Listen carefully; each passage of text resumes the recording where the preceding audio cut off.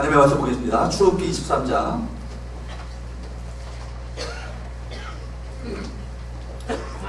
출애굽기 23장 14절에서 17절까지 말씀입니다. 찾으셨나요? 우리 한 절씩 교독합니다. 제가 먼저 읽습니다. 너는 매년 3번 내게 절기를 지킬지니라.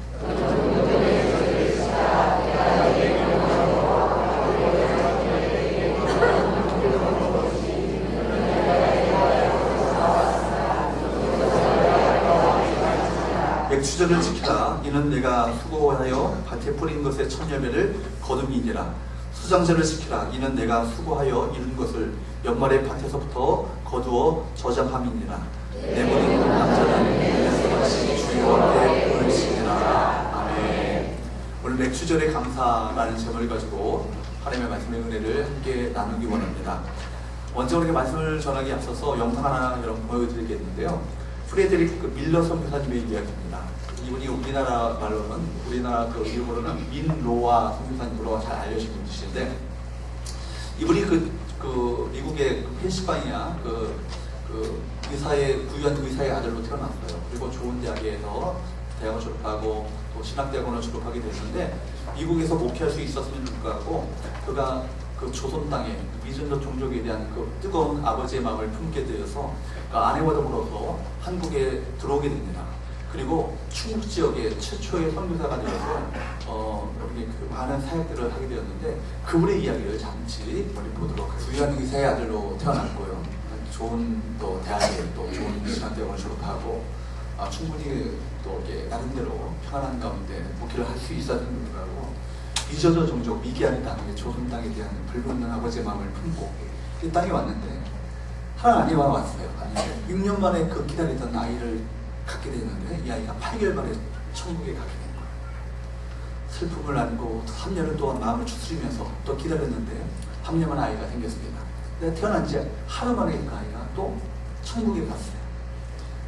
이 아이 두 아이를 잃은 슬픔 속에서 사모님은, 아내되는 아니나 선사님은 매일매일 눈물로 하루를 보냈고, 결국 아내마저 1년 만에 세상을 떠나게 됩니다.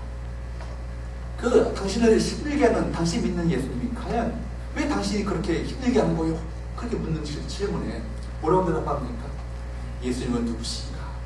슬픈 자의 위로가 되십니다. 갇힌 자의 노임이 되십니다. 우리 구주가 되십니다. 이런 고백으로 했던 것이죠. 그분이 지었던 찬송 중에는요, 공중나는 새를 보라, 우리가 이따 부르겠지만 그런 찬양도 함께 지으셨어요. 오늘 우리 96장 우리 말씀 전하기 전에 앞서서 우리 같이 한번 불러보도록 합니다. 96장 찬송가 96장 한번 불러보도록 할까요? 좀 천천히요.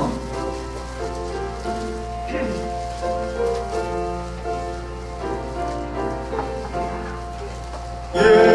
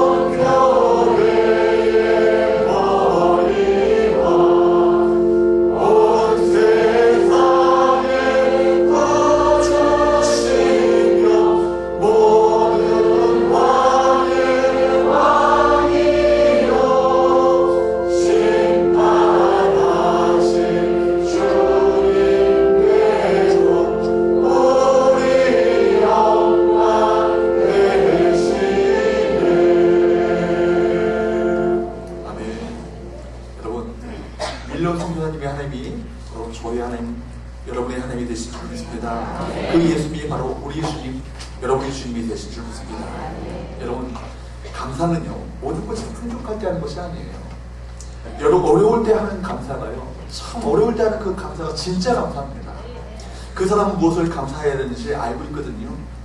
우리를 보내주신 그 자체만으로도, 하나님의 자녀가 되었다는 그 사실만으로도 우리가 감사할 수 있는 거예요. 여러분, 이제까지 여러분 힘으로 살아왔다고 생각하십니까? 감사라는 말 자체가 헬러로 유카리스트란 말이에요. 유카리스트라는 얘기는 유는 좋은 자이라는 얘기고요. 카리스트가 할 때 카리스트라는 말 자체가 뭡니까? 은혜라는 말이에요. 그러니까 하나님께서 내게 베푸신 모든 것들이 하나님의 은혜요, 하나님 선하신 사랑의 성격 속에서 되어진 것임을 고백하게 될 때 우리는 하나님께 감사할 수 있다는 거예요. 사랑하는 여러분 힘으로 살아오셨다고 생각하지 마십시오. 여러분 잘나서 이제까지 여러분의 힘으로 이제까지 이 순간까지 이 자녀들 일구고 내 가정 일구고 내 사업터 일구고 내 가정을 일궜다고 생각하지 마시기 바랍니다. 이 모든 것이 하나님의 은혜로 하나님 사랑 가운데 되어졌음을 고백하는 저와 여러분 되시기를 축복합니다. 그런데 우리 마음 가운데 진정으로 감사하는 거예요. 이 모든 것이 하나님의 은혜다. 비록 내가 이해할 수 없는 정말 악한 상황 가운데 있다 할지라도, 내가 이해할 수 없는 이런 고난의 환경 가운데 있다 할지라도, 이 모든 악한 상황과 이 고난의 상황조차도 하나님의 놀라우신 선하신 계획 속에 이 모든 것이 놓여졌음을 신뢰하게 될 때 내 마음 가운데 감사로 주 앞에 영광 돌리게 될 줄로 믿습니다. 오늘은 맥주 감사 주일입니다. 성경에 보게 되면 맥주 감사절은 이스라엘 자손들이 가나안에 정착하게 되어서 그들에서 가나안에서 농사하게 됐을 때 매년 처음 난 보리를 수확하여 하나님께 드렸던 절기가 바로 맥주 감사절이에요. 이 절기를 통해서 우리가 배워야 될 하나님의 그 교훈은 과연 무엇이겠습니까? 세 가지를 오늘 여러분에게 말씀드리고자 합니다. 첫 번째는 한번 따라할까요? 감사를 배우라. 감사를 배우라. 오늘 본문에 보게 되면 하나님은 이스라엘 자손들에게 1년에 세 차례는 하나님께 반드시 나와서 하나님께 감사로 제대를 드리라 이렇게 명하셨습니다. 곧 무교병의 절기, 즉 6월절과 또 그 맥추절 그리고 수장절입니다. 무교병의 절기, 즉 6월절 절기는요, 6월절과 바로 이어지는 절기고 같은 무교절, 6월절 같은 절기죠. 말하자면 이스라엘 자손들이 애굽에서 구원받은 것을 기념하여서 지키는 절기가 바로 무교병의 절기예요. 근데 이스라엘 자손들은 양의 피를 문설주와 임방에 바르고 그리고 누룩 없는 빵, 그 이스트가 없는 빵과 또 쓴나물을 그들이 먹어요. 그리고 애굽에서 그들이 결국 구원을 받게 됩니다.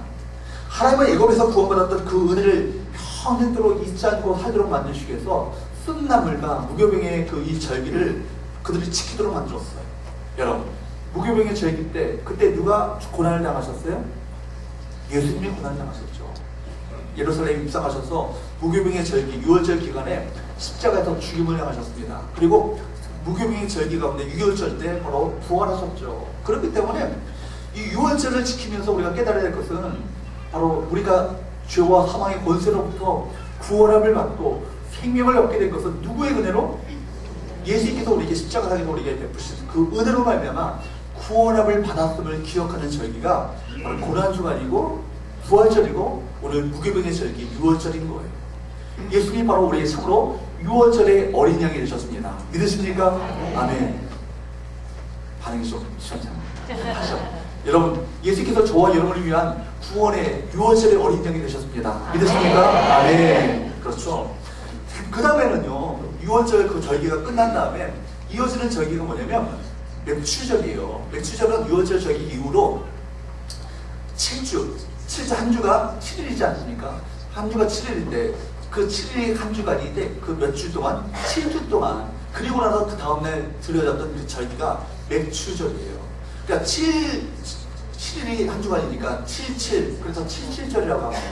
7주가 7일이 한 주간인데 한 주간이 7주간이 되니까 77절이라고 하기도 하고 77에 몇입니까? 몇이에요? 49. 그 다음에 그 다음날 들여지니까 오순절 50일 돼서 들여지기 때문에 오순절이라고 말하기도 하는 거예요. 이때는요 보리를 거두는 그 수확의 시기와 묘하게도 겹치기 때문에 맥추절이라고 합니다.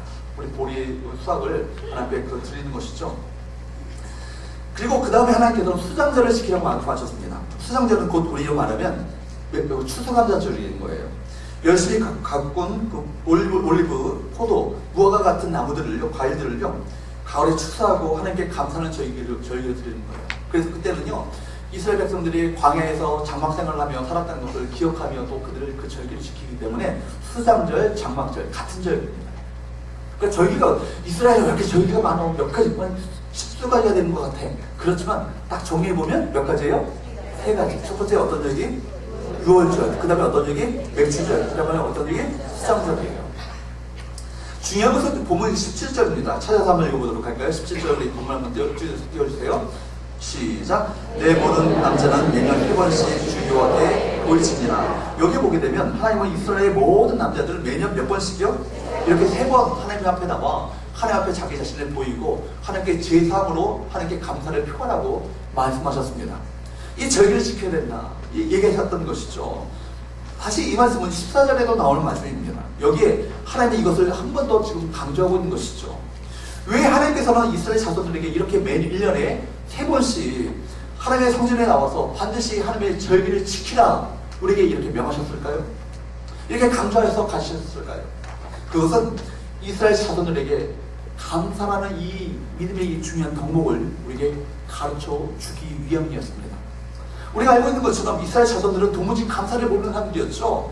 12정탐꾼의 그 가나안 땅을 정탐꾼들이 가나안 땅을 정탐하고 돌아오고 나서 결과보고를 할 때마다 그들이 그 이전부터 이스라엘 자손들은 수시로 광야에서 뭐 했어요?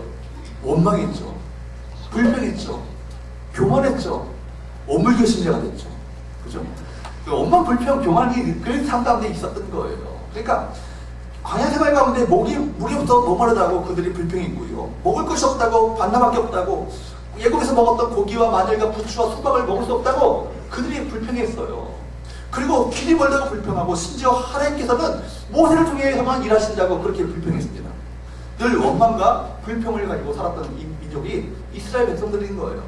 그러니까 하나님께서는 이스라엘 백성들에게 이 민족적인 습성을 너무나도 잘 알고 계셨어요. 그래서 이 이스라엘 자손들에게 매년 3차례씩 하나님께 나와 자신을 보이고 하나님께 감사로 제사를 드리라 이렇게 명하셨던 것입니다. 그러니까 절기를 지키라고 명령하면서까지 일부러라도 억지로라도 나와서 감사하고 실천하여서 감사를 배우고 훈련하기를 원하셨던 것입니다. 그렇습니다. 여러분, 감사는요, 하나님의 사람들이, 믿음의 사람들이 배워야 될 가장 중요한 믿음의 덕목 중에 하나입니다. 왜냐하면 감사를 통해 우리가 하나님의 은혜를 기억하게 되는 거거든요. 감사를 통해서 나의 나름이 하나님의 은혜임을 우리가 깨닫게 되는 것이거든요. 사랑하는 여러분, 우리가 감사를 배울 수 있기를 축복합니다. 우리가 기도를 잘하려면 기도를 타고나서부터 잘하는 분들이 아니에요. 기도는요, 어떻게 되는 거예요? 배우셔야 되는 거예요.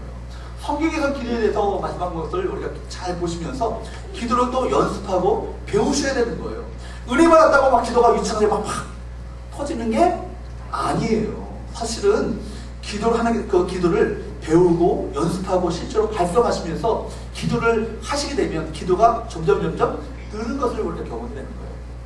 왜 여러분, 하나님의 말씀을 좀 더 알려고 한다면 여러분, 그냥 하나님의 말씀이 신비롭게 계룡산에 올라가야 딱 말씀의 문이 열려집니까? 아니죠. 말씀을 배우시고 열심히 노력하셔야 되는 거예요. 배우셔야 하나님의 말씀이 내 삶 가운데 체득화되어지고 그 삶을 말씀대로 순종하는 삶을 살고자 몸부림칠 때 우리가 말씀의 사람이 되어지는 거예요. 마찬가지로 감사도 마찬가지예요. 감사도 어떻게 될까요? 배우셔야 돼요. 여러분, 감사도 배우고 연습해야 합니다. 말씀을 통해서 감사하는 법을 배우고요. 믿음이 좋은 주변의 사람들 중에서 저 사람들이 조금 고난을 당하는데 역경을 당하는데도 불구하고 감사의 삶을 살아. 저 사람은 도대체 어떻게 저렇게 고난 가운데 역경 가운데 있는데도 하나님의 은혜를 기억하며 감사하는 삶을 살 것인가. 그 눈여겨보면서 그들을 통해서 감사하는 법을 배우셔야 되는 거예요. 도전을 받으셔야 돼요. 밀러 선교사님을 통해서 이야기 함께 우리 동영 영상을 보셨잖아요. 그걸 통해서 그냥 이런 한기를 듣고 한번 보고 끝나는 정도로 끝나는 것이 아니라 밀러 선교사님을 통해서 그가 만난 예수님을 우리가 만날 수 있어야 되고요. 그분의 그 감사를 우리가 배울 수 있어야 될 줄로 믿습니다. 여러분, 그러면 우리 자신이 감사가 체질화되어지고 생활화되어지는 거예요. 습관이 될 것입니다. 사람들은 누구나 좋은 일에 감사할 수 있습니다. 모든 것이 잘 되고 모든 것이 풍성하면 감사할 수 있어요. 여러분, 이건요, 불신자들도 하는 감사예요. 믿지 않는 사람들도요, 모든 것이 잘 되면 감사합니다 이렇게 얘기해요. 그러나 여러분, 실패했을 때 여러분 그 가장 실패의 자리에서 감사하는 것은요 쉬운 일이 아니에요. 누구만 할 수 있어요? 하나님의 은혜를 깨달은 사람들만이 할 수 있는 거예요. 여러분 이 얘기를 많이 남겼을 때 감사는 저절로 나올 수 있습니다. 그러나 막대한 손해를 입었음에도 불구하고 그 사람이 감사할 수 있다면 그 사람이 이미 감사가 체질화되어지고 늘 하나님의 은혜를 기억하며 살아가는 그 삶의 모습을 갖고 있었기 때문에 그 감사로 그 삶을, 상황을 반응하는 것이죠. 하나님의 백성들이 감사하는 삶을 살도록 만드시기 위해서 데살로니가전서 5장 18절에 보게 되면 이렇게 명령하셨습니다. 한번 같이 읽어보도록 할까요? 시작. 범사에 감사하라. 이는 그리스도 예수 안에서 너희를 향하신 하나님의 뜻이니라. 여러분 5장 16절 잘 아시죠? 항상 기뻐하라. 17절 쉬지 말고 기도하라. 범사에 감사하라. 다가 뭐예요? 권위형이에요? 명령형이에요. 명령형이는 뭐예요? 순종해야 된다는 거예요. 여러분 지켜도 되고 안 지켜도 되는 옵션 사항이 아니라 이것은 반드시 순종해야 된다는 거예요. 이 범사에라는 얘기가 뭐예요? 영어 성경 보니까 모든 상황 속에서라는 거예요. 여러분 그 모든 상황 속에서라는 얘기는 좋은 상황만 그 속에 들어있는 것이 아니에요. 나쁜 상황, 실패의 상황, 고난의 상황, 역경의 상황, 그 상황도 그 모든 상황 속에 다 들어있는 거예요. 그런데 이 모든 상황 속에서 여러분들이 어떻게 하셔야 되는 거예요? 감사하시라. 이는 왜냐하면 이것은 왜 그래요? 이 명령을 우리에게 왜 주셨습니까? 그리스도 예수 안에서 너희를 향하신 하나님의 뜻이기 때문입니다. 여러분 그리스도 예수 안에 우리가 있다면 바로 우리를 향하신 하나님의 뜻이 뭐예요? 항상 기뻐하는 거예요. 쉬지 말고 기도하는 거예요. 범사에 감사하는 거예요. 모든 상황 속에서 감사하는 거예요. 왜냐하면 이것은 우리를 향하신 하나님의 뜻이기 때문입니다. 여러분 감사하며 사는 것은 우리를 향하신 하나님의 뜻이라고 성경은 분명하게 밝히고 있습니다. 왜냐하면 살아계신 하나님, 그 하나님이 바로 우리의 아버지가 되시기 때문입니다. 아버지께서는 독생자 예수님을 십자가에 아낌없이 우리에게 내어주시면서까지 우리를 사랑하셨어요. 주님께서 십자가에 자기 아들을 내주신 이가 어찌 이 모든 것을 우리에게 주시지 않겠느냐. 로마서에서 우리에게 말씀하시지 않습니까? 여러분 이 모든 악해 보이는 상황까지도 주님의 선하신 그 계획 속에 주님의 통제 속에 이루어진 것임을 여러분 기억하시기 바랍니다. 결국 이것을 위해서 결국 우리에게 가장 좋은 것을 주시기 위한 하나님의 계획이 있는 거예요. 그렇기 때문에 우리가 믿음을 가지고 현실의 모든 상황이 왜 내게 이 상황이 주어졌는지 이해될 수 없다 할지라도 하나님을 믿고 의지하며 감사하셔야 되는 거예요. 여러분 제가 축구를 좋아합니다. 축구를 좋아하는데 하는 것도 좋아하겠지만 더 좋아하는 것은 보는 거 좋아합니다. 제가 그걸 우리한테 그 K리그도 참 좋아해요. 제가 시간이 없어서 요즘 잘 못 보고 있지만 제가 제일 좋아하는 팀이 뭐냐면 전북현대라는 팀이 있어요. 전북현대 그 현대 감독이 있는데 이장님으로 그 별명이 붙여진 그 최강희 감독이라는 분이 계셔요. 최강희 감독이라는 분이 계시는데 그 감독님이 이분의 그 전략이 있어요. 전략이 뭐냐면 닭공이야 닭공. 닭공이 뭔지 아세요? 닥치고 공격. 다른 그냥 골을 안 먹으려고 하는 게 아니라 한 골 먹으면요 2골 넣어요. 그러니까 그 경기가 너무 재미있어요. 그러니까 다른 팀들은 막 그냥 안 먹으려고 하니까 0대0으로 막 무승부를 하는데 이 팀은요 무승부로 끝나는 법이 없어요. 3대2, 4대3 이런 식으로 막 경기를 벌이니까 너무나도 그 경기가 재미있어요. 닥치고 공격. 우리 모든 성도들은요 닭감사하셔야 돼요. 닭감자가 뭔지 아세요? 모든 상황이 여러분 어떤 상황에 있다 할지라도 여러분 닥치고 감사하시고. 왜냐면 이 여러분에게 주어진 이 상황은 결국 하나님의 선하신 계획 속에서 결국 좋은 것을 주시기 위한 하나님의 계획 가운데 주어졌음을 여러분 기억하시기 바랍니다. 두 번째로 우리가 맥주절을 통해서 배우게 되시는 두 번째 교훈은 한번 따라할까요? 감사해. 인색하지 말라.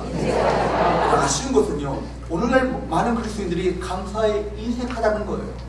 경제적으로 좀 나아지고 여러 가지 면에서 우리 대한민국이 좀 잘 살게 되니까 오히려 감사가 점점점 늘어나야 되는데 줄고 있어요. 과거에는 제가 어릴 때 그 기억이 있어요. 제가 아버지께서 이제 교회를 개척하시고 성전 건축을 건축하시고 그리고 그렇게 해서 교회를 성장했다가 또 장소를 또 옮기셔서 또 다른 교회를 또 개척하시게 됐어요. 그때 제가 어릴 때 기억입니다. 그 전에 섬겼던 교회가 그 성전 건축을 하고 봉헌했던 교회가 성원교회, 그 교회도 이름이 성원교회. 그리고 나서 또 다른 곳으로 옮기셔서 교회를 또 개척하시고 또 예배 드리는데 제 어릴 때 제가 3살 때였던 것 같아요. 기억이 나요, 지금도.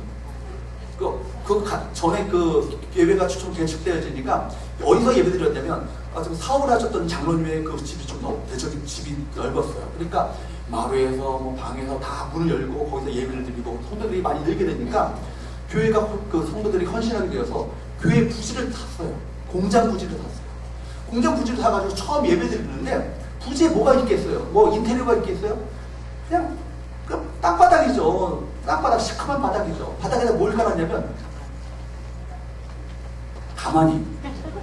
가마니를 깐 거예요. 가마니 깔고 거기 뭐가 있겠어요? 방송시설이 있었겠어요? 음향이 있겠어요? 화면이 있어요? 뭐 여러 장의자가 있습니까? 아무것도 없어요. 그냥 시커먼 바닥에다가 가마니 깔고 예배 드리는데 오늘 때 지금 기억이 나는 거예요. 우리 아줌마 아저씨들이 다 눈물 흘리면서 예배 드려. 너무 좋아가지고 감격 속에서 이 아저씨들이, 이 아줌마들이 왜 이렇게 눈물 흘리고 예배 드리지? 너무나 감사한 거예요. 집에서 예배 드리다가 우리에게 이 성전터를 허락하시고 예배 드리는 거에 대한 감격이, 감사가 그만큼 넘쳐나는 거예요. 거기 좋은 음향시설이 있으니까 어떤 뭐 파워포인트가 있어요. 뭐 음향시설, 마이크가 있어요. 이런 좋은 마룻바닥이 있어요. 여러분 장의자가 있어요. 인테리어가 있어요. 없잖아요. 그런데도 불구하고 그 마음 가운데 그 감격이 있고 감사가 넘쳐났던 그런 지러 보니까 그분들이 드렸던 그 예배가 진짜 예배구나. 진짜 예배구나. 오늘날에는요, 우리가 이렇게 푹신한 의자에도 쿠션이 들어가가지고요, 등을 기대도 이게 푹신합니다. 이런 의자에 앉아서 예배 드리는데도 불구하고 우리 마음 가운데 감사가 없어요. 사실 우리가 주의 깊게 이 땅을 살펴보면 사회적인 많은 문제들의 그 밑바탕에 깔려있는 게 뭐예요? 감사를 잃어버린 인간의 병든 마음이 그 밑바탕에 깔려있는 거예요. 사도 바울은 인간이 타락하게 된 것은 감사를 잃어버렸기 때문이다. 이렇게 성경은 우리에게 말씀하고 있습니다. 로마서에서 이렇게 말씀하고 있죠. 로마서 1장 21절을 한번 보도록 할까요? 다시 한번 읽어보도록 합니다. 시작. 하나님을 알되 하나님으로 영원롭게도 아니하며 감사하지도 아니하고 오히려 그 생각이 허망하였으며 미련한 마음이 어두워졌나니 하나님을 알되, 하나님을 알긴 알지만 뭐라고 그래요? 하나님으로 영원롭게도 하지 아니하며, 하나님을 영원롭게 하지 않는다는 얘기는 뭐냐면 하나님께 영광을 돌리지 않는다는 거예요. 하나님께 영광을 왜 돌려요? 이 모든 것이 하나님의 은혜임을 깨닫게 되니까 하나님께 영광 돌리는 건 아니에요? 그런데 하나님의 은혜가 아니라 내가 노력하고 힘쓰고 애써서 내가 헌신해서 이 모든 것이 되었다고 생각하면 하나님께 영광을 돌리는커녕 오히려 내 마음 가운데 내게 자랑이 나타나게 되는 것이죠. 나를 드러내는 삶을 살게 되는 거예요. 내가 영광을 취하게 되죠. 그러면 마음 가운데 뭐가 돼요? 감사하지도 아니하고, 또 그 마음이 혐오하여 있죠. 세상 것들에 대한 어떤 마음이 뺏겨지게 되는 거예요. 그래서 미련한 마음이 어두워지고 말미암아 이 땅 가운데 우리가 붙잡고 살아가는 것이 하나님의 은혜가 아니라 세상 것들이 되어지고 세상의 탐욕을 오늘 내 마음이 채우게 되니까 이것이 인간의 타락의 시작이 되는 거예요. 멸치온 사람 아담과 하와가 속은 것도 바로 이 마귀의 전략에 속았기 때문입니다. 창세기 3장에 보게 되면 악한 마귀는 아담에게, 여자에게 먼저 다가와서 선악을 알게 하는 나무의 열매를 먹으라고 보도록 만들었어요. 그것을 보도록 만들었어요. 주목해 보도록 했죠. 하나님은 분명히 에덴 동산의 모든 나무의 열매를 다 먹도록 허락하셨어요. 그런데 유독 한 가지만, 어떤 나무예요? 선악을 알게 하는 나무의 열매를 가진 나무. 그죠? 선악과 이 나무만 먹지 말도록, 먹지도 보지도 먹지도 말라고 금하셨어요. 그런데 여러분, 그것을 더 주목하게 만든 것이 사단마귀죠. 그리고 우리 삶 가운데 얼마나 많은 은혜의 거리를 허락하셨습니까? 은혜의 조건들을 허락하셨어요. 그런데 우리는, 사단은요, 그런 것을 주목하기보다는 불평거리와 원망거리를 주목하도록 만드는 그 전략을 쓰는 거예요. 그래서 우리 마음 가운데 감사를 상실하고 잃어버리도록 만드는 거예요. 사단의 전략 속지 않기 바랍니다.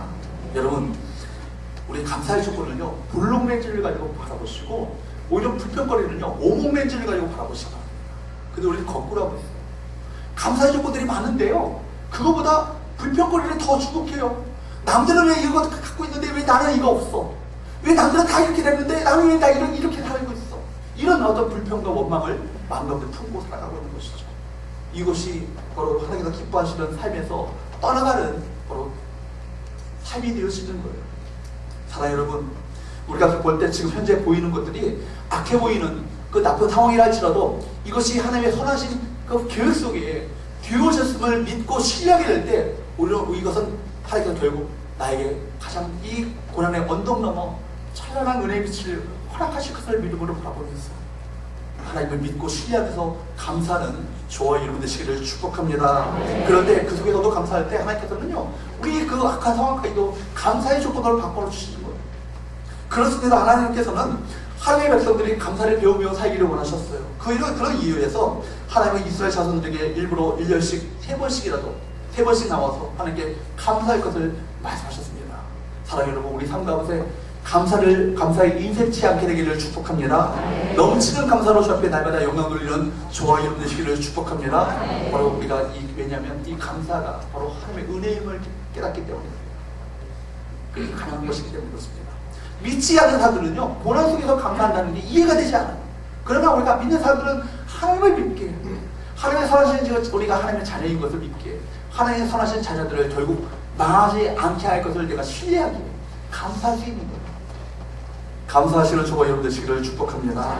세 번째, 마지막으로 우리 며칠 통해서 배우게 되시는 감사의 세 번째 교훈은 천열매로 감사하라는 거예요. 한번 따라할까요? 천열매로 감사하라. 그렇기 때문에 여러분, 추절이란 오늘 이 시대를 살아가는 우리에게 어떤 의미가 있는가? 16절 한번 보도록 할까요? 16절 시작. 맥주절을 지키라. 이는 내가 수고하여 밭에서 뿌린 천열매를 거둠이니라. 수장절을 지키라. 이는 내가 수고하여 이룬 것을 연말에 밭에서부터 거두어 저장함이니라. 여기 보면요, 맥주절을 지키라. 이는 내가 수고하여 밭에 뿌린 것의 천열매를 거둠이니라. 이렇게 말씀이 나와요. 우리나라도 마찬가지지만 겨울과 여름 사이를 이스라엘 백성들은 뭐라고 하는지 아십니까? 춘궁기라고 해요. 춘궁기. 그죠? 어른들도 그런 얘기를 하죠. 보릿고개. 그죠? 보릿고개. 어르신들은 그 보릿고개를 다 경험하셨을 거라 생각합니다. 대부분 가을에 출산 곡식이 넉넉하지 못하기 때문에 겨울을 지난 동안에 이 곡식들이 다 바닥이 나요. 그리고 다음 추수 햇보리가 나기를 기다렸는데 이때를 보내기가 여간 힘든 게 아니에요. 그래서 보리가 빨리 자라기를 기다리고 또 기다리게 되죠. 그렇게 하루하루를 그렇게 세다가 드디어 추수할 때가 되었습니다. 얼마나 감격스럽겠어요. 얼마나 감사하겠어요. 그런데 여기서 우리가 깊이 묵상해야 될 것은 천열매인 보리가 있는 이 계절이 여름이라는 거예요. 언제라고요? 여름. 우리도 지금 여름을 보내고 있지만 이스라엘 백성들, 이스라엘 나라의 여름이라는 것은요, 굉장히 길고 기간이 길고요, 덥습니다. 이스라엘 나라에는요, 우리나라처럼 봄, 여름, 가을, 겨울이 아니라 두 계절만 있어요. 겨울하고 여름만 있어요. 가을하고 봄이라고 하는 것은 짧게 지나가죠. 그러니까 겨울은 우기고요, 여름은 건기예요. 그 중에서도 건기인 여름은요, 유난히 더 길고 무섭습니다. 매월 3월 말경에 보리와 밀을 자라게 하는 늦은 비가 내리고 나면 그때부터 3월 말경부터 시작하여서 여름이 시작되어지는 거예요. 언제까지? 10월 말 11월까지요. 이른 비가 그때 또 내리게 되는데 그때까지 여름 기간이 이어져요. 아주 메마르고 무더운 여름을 지나게 되는 것이죠. 무려 한 9개월 정도 여름을 보내는 거예요. 그런데도 여름이 중요한 이유는 이 여름 동안에 곡식들이 여물고 또 연글고 열매를 맺기 때문입니다. 하나님의 이스라엘 자손들에게 천열매로 바치라고 말씀하셨던 이 보리가요, 바로 이 여름의 뜨거운 햇빛 아래서 자라는 곡식인 거예요. 보통 보리는요, 비가 오는 1, 2월 겨울에 파종되어지고 여름이 시작되어지는 4, 5월에 익습니다. 풀이 마르고 꽃이 시들지만 그러나 그 혹독한 여름에 보리는 익어가고 결국 열매를 맺게 된다는 거예요. 그렇습니다. 호도도 그래요. 호도가 그 혹독한 여름 태양 아래서 단맛이요, 절정이 이른다는 거예요. 감람나무, 올리고나무 열매도 그렇고요, 여름에 있고, 무화과 역시 여름에 있고 6월 혹은 8월, 9월에 수확하게 됩니다. 식물과 곡식만이 아니에요. 사람들 역시 이 혹독한 여름을 지나면서 고난 속에서 성숙하고 열매를 맺으며 그 믿음이 연결하게 되는 거예요. 여러분, 세계 역사를 빛난 300명의 그 위인 중에서 4분의 1이 선천적으로 장애를 갖고 태어났다고 그랬죠. 또 나머지 4분의 3은요, 아주 그런 대부분 가난하고 깨어진 가정에서 자라났다고 이야기합니다. 말하자면 불행한 환경 속에서 위대한 인물이 태어나게 되었던 것이죠. 성경에 나오는 많은 믿음의 사람들도 마찬가지예요. 대부분의 믿음의 사람들 역시 혹독한 인생의 여름을 거치면서 하나님을 경험했고 하나님을 만나게 되었고 하나님의 사랑으로 다듬어가지며 하나님의 사랑으로 세워지는 놀라운 역사가 일어났던 것을 보게 됩니다. 아브라함을 보세요. 몇 세 만에 그 하나님의 약속이 주어졌어요. 약속의 말씀이 주어진 몇 년 만에 아이를 갖게 됩니까? 25년 만에 이삭을 낳게 되잖아요. 이삭은요, 농사에서 그의 100배 수확을 거두기 전에는요, 7번이나 그 대적들의 무리에 의해서 쫓겨다니는 인생을 살았어요. 야곱은 예성촌 집에서 20년 동안이나 중노동을 했고요. 요셉은 하나님이 주신 꿈을 이루기 위해서 노예생활, 심지어 감옥생활까지 했습니다.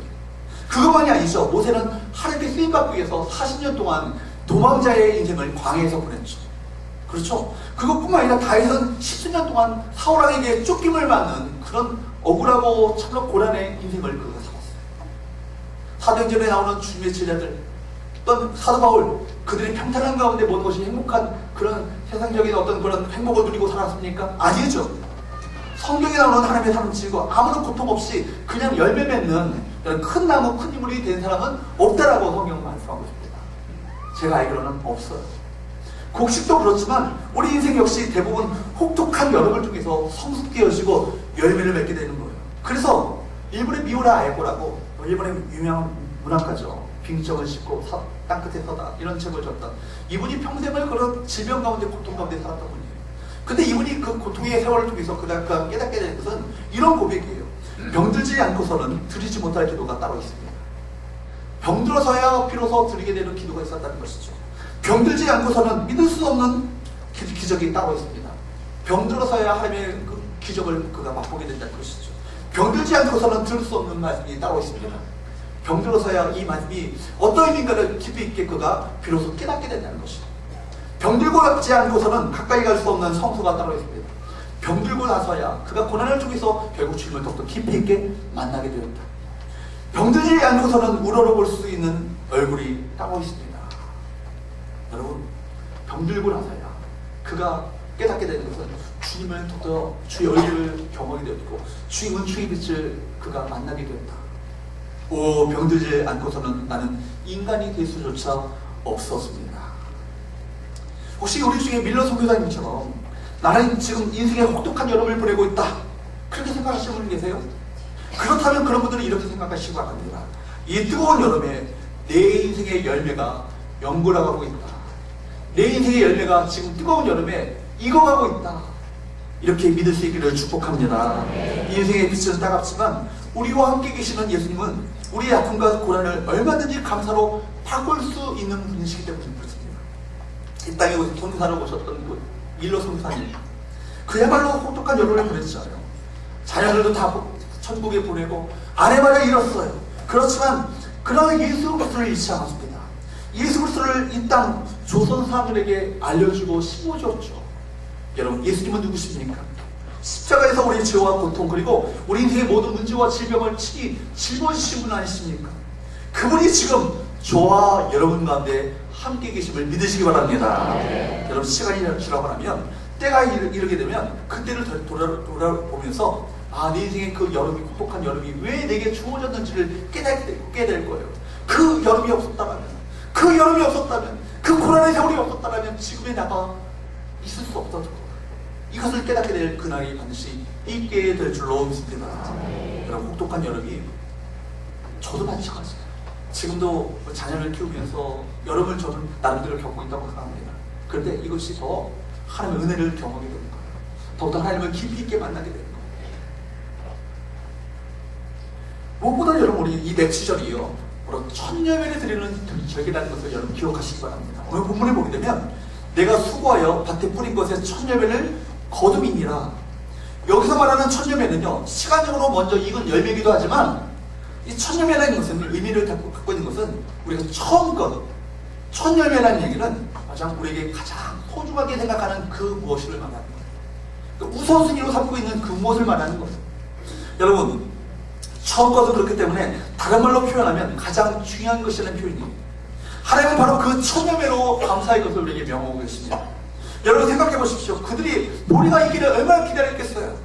겨울을 지내면서 먹을 것은 다 바닥났고 다른 먹을거리조차 다 없는 그때 그들은 7줄을 세고 또 세워서 드디어 추수를 하게 되었는데 하나님께서 말씀하시는 거예요. 그 보리의 천여배를 너희들이 먹기 전에 먼저 내게 나와 하나님께 감사로 드리라. 천여배를 드리게 하심으로 말미암아 하나님은 이스라엘 자손들에게 진정한 감사가 무엇인지를 알게끔 하셨던 것이죠. 먼저 감사하라. 이 말은 천열배로 감사부터 하는 것이죠. 감사부터 하는 것. 여러분 삶 가운데 감사로 모든 것이 시작될 수 있기를 축복합니다. 아무리 급해도 곡식이 자라고 열매 맺게 하신 하나님을 기억하고 감사하는 것이야말로 하나님의 백성들이 꼭 배워야 하고 훈련받아야 하고 또 소중하게 지켜야 될 믿음의 영역이라는 것을 우리에게 말해주고 계십니다.